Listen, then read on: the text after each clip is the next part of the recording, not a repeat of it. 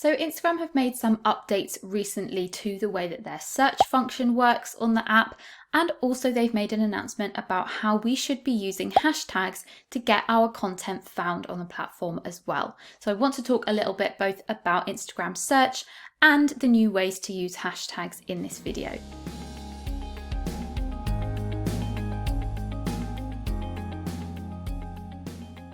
Hi, if you're new here, my name is Anna. I am a designer and online educator at byrosanna.co.uk, and here on YouTube I make videos about marketing, productivity, business, all of that good stuff. So if you like that kind of content, don't forget to hit the subscribe button and give this video a thumbs up while you're there. So let's start with the very basics. What actually is a hashtag? It's basically a tool that Instagram uses to categorize content on the platform so that people can more easily find what they're looking for, and so that the Instagram algorithm knows better what a post is about, what a piece of content is about, and can display it to the right people searching for those things as well.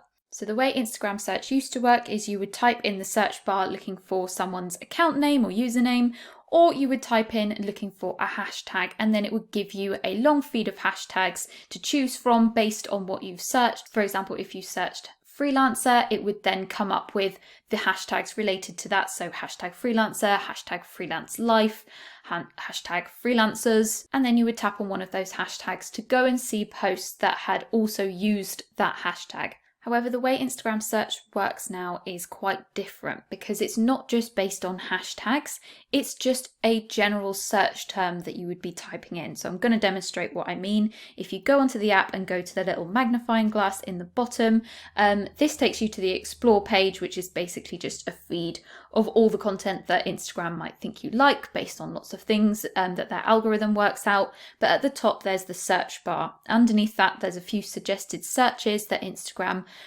is recommending to you based on your previous activity and your interests. But if we just search for something up at the top here, let's just type in surfing and press search. You can see at the top there are some tabs that we can look at. There's the top tab, which is showing me all the kind of top posts that Instagram is wanting to serve me based on that search term. I can click on accounts to find relevant accounts that are to do with this search term. I can find audio. I can also tap on tags to specifically look at posts that have used the hashtag surfing, or I can look at places. Now, the interesting thing about there being a specific feed asking me if I want to look at posts that are using the hashtag surfing, it means that on this top tab, technically, I could come across a post on here that hasn't actually used the hashtag surfing. These are just images or videos that Instagram has decided is relevant to the search term surfing that I've typed in. So what this means is using a hashtag isn't the only way to get your content found anymore. There are other factors at play which have an effect on where your content is coming up in searches. So what are those other factors that can help our content get found in Instagram search? And how does the search actually work? How does it decide what results to show us?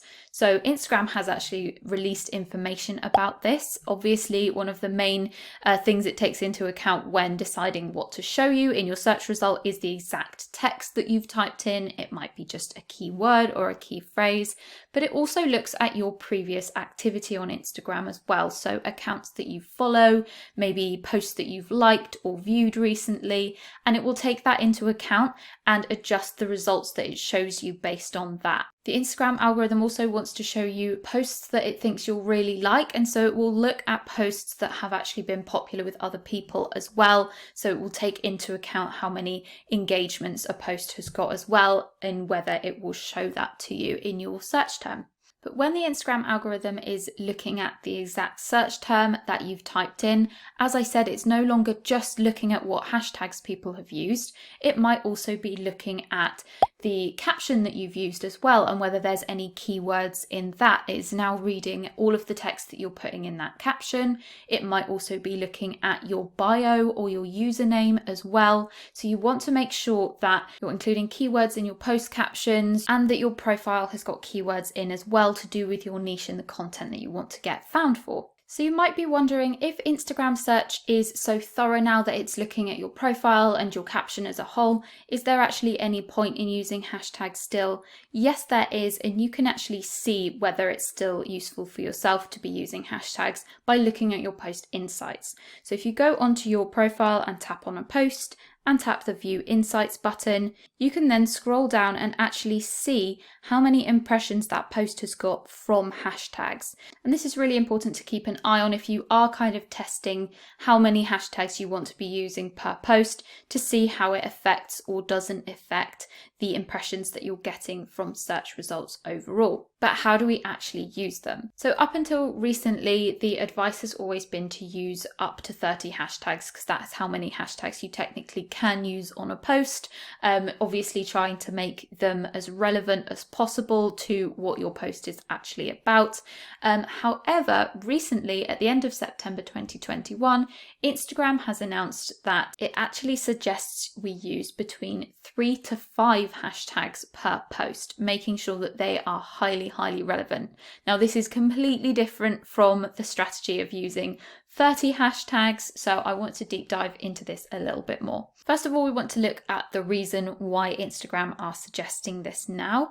Basically, what they're trying to say is that if you are using more than 3 to 5 hashtags, or 10 to 20 plus, they suggested was kind of the negative area where things start to confuse the algorithm. Instagram wants to make sure that all of the content that its users are seeing are high quality and super relevant, so that it can keep users on the platform and everyone's having a good experience on the platform. That's their ultimate goal. And what I'm sure they've been finding when people have been using up to 30 hashtags per post is most people will probably start using very vague hashtags, and maybe hashtags that aren't actually that relevant to the post that they're sharing as well. So by suggesting that we use a lot fewer hashtags, it's basically saying, rather than just use 30 for the sake of it, you need to be laser focused in exactly which hashtags you're using, be very deliberate in the hashtags that you're using, make there be few of them, but make them be super niche, super relevant, so that they pack more of a punch and get you ranked in those search terms when people are searching for them. So when you're deciding what hashtags to use on your post, I cannot stress enough how important it is to do some research before you use them, before you just start typing in a hashtag that you think people are searching for, that you think might be relevant, or that you think might be popular. It's really important to go and have a little look at those hashtags before you share them. So you can do this easily on the Instagram platform itself. For example, with our surfing example, let's go over to tags. And when I tap on this, it gives me not only the surfing hashtag, but a load of suggested hashtags as well that are similar and relevant. And what you'll notice is underneath each of these hashtags, there is a number of how many posts there are that have used this hashtag. You'll notice some are much more popular than others. This surfing one has got 19.1 million posts that have used it. And when something is that popular, all it means is that when you post something with this hashtag, you're unlikely to get found when people are using this hashtag of surfing, unless your post gets really popular, because there are so many posts associated with it. It's constantly updating. Your post is going to be long gone on the feed before anyone actually sees it, because it's such a popular hashtag. So the idea is you probably want to be using hashtags that aren't so popular that your content's never going to get found, but that have enough posts associated with them that you know people are actually searching for it. So as we scroll down, you can see we get kind of fewer and fewer posts associated with these hashtags, starting to get down to kind of 12.4 thousand. That is really the ideal number, because that's telling you that there are plenty of posts associated with this. So maybe people are actually searching for this and looking at the content. Otherwise, why would there be so many using it? But also you don't want to kind of be looking at ones with just 500 posts attached to it, because that means probably it's not popular enough for anyone to actually be searching with it. Now, there's no hard and fast rule of what kind of popularity exactly you want to be looking for. There's no magic formula. I usually say to myself that I want to be looking for hashtags that have got between 5,000 posts and 500,000 posts. But other people will say different, and there really is no magic formula to it. Just want to make sure that you're not going for hashtags that have got, like 100 million posts to them, because your content is very, very unlikely to get traction on those hashtags. So what are some other tips for coming up with hashtags to use? First of all, it's important to use a mixture of well-known hashtags and very niche hashtags. This is kind of what I was saying with where you want to get a mix of popularity with your hashtags. This is because if you keep using hashtags that have only got 5,000 posts to them, those are all very, very niche, and your post is probably very likely to get ranked in that search area that we were looking at earlier. However, if you want the potential to get more traction with your post, you want to be looking at those slightly more popular hashtags, because those have got the potential to have more people seeing your posts, and so then you can get more reach. The main thing you want to be aware of is not using irrelevant hashtags. So like hashtag explore page or hashtag Instagram love or something like that. All of the hashtags that you use, no matter what number you're using, should be very, very specific to the post that you're posting. If you've been used to using hashtags that were relevant to your overall profile, then I would suggest actually cutting those out and focusing more on specifically hashtags that are about the actual post that they're related to. Another thing to look at is you don't want to be using things like jargon or words that are very, very industry specific that your customers won't know about and won't be searching for. What I've seen happen before is people, specifically photographers, this seems to happen a lot, is photographers will use like a hashtag like Canon 6D or something like that, because that's the camera that they've used to take the photo, but really their clients probably aren't going to be searching for that. That's more of what their industry is going to be searching for, and their peers and their competitors.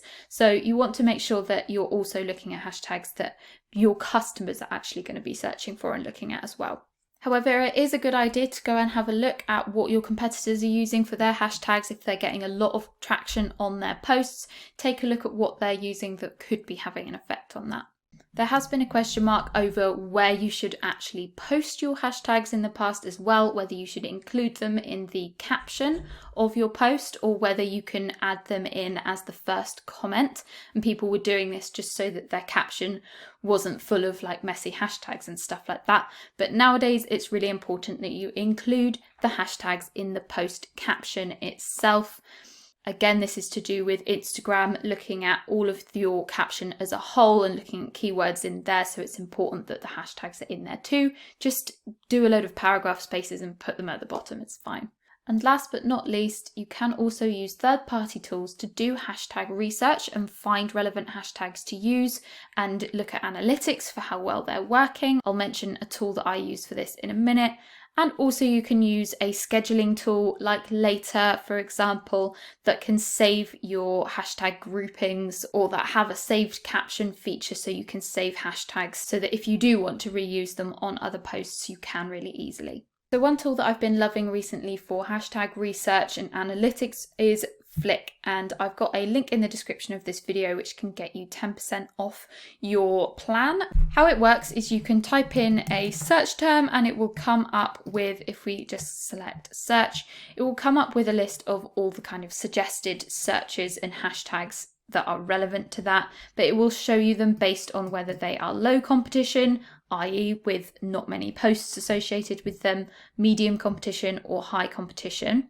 What you can then do is add them to a collection, and you can keep a variety of collections on your account, and all you need to do is get the app and then just copy or select all of the hashtags in a collection and click on copy to clipboard. Again, this works the same on the actual app as well, and then you can use them on your Instagram posts. But one of the main reasons why I love this is not just as a hashtag suggestion tool, but the analytics are really interesting as well. So you can actually see on all of your recent posts which hashtags you've actually managed to get ranked for in search, and therefore which hashtags are kind of generally working better for you and that you might want to use again.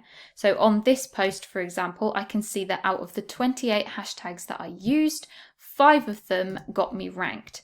And so if we click on that, we can see I got in the top 9 for the hashtag Cornish. I came 10th to 25th for walking in Cornwall, 26th to 50th for these, and so on and so on. And it also gives me a list of hashtags that I did not rank for as well.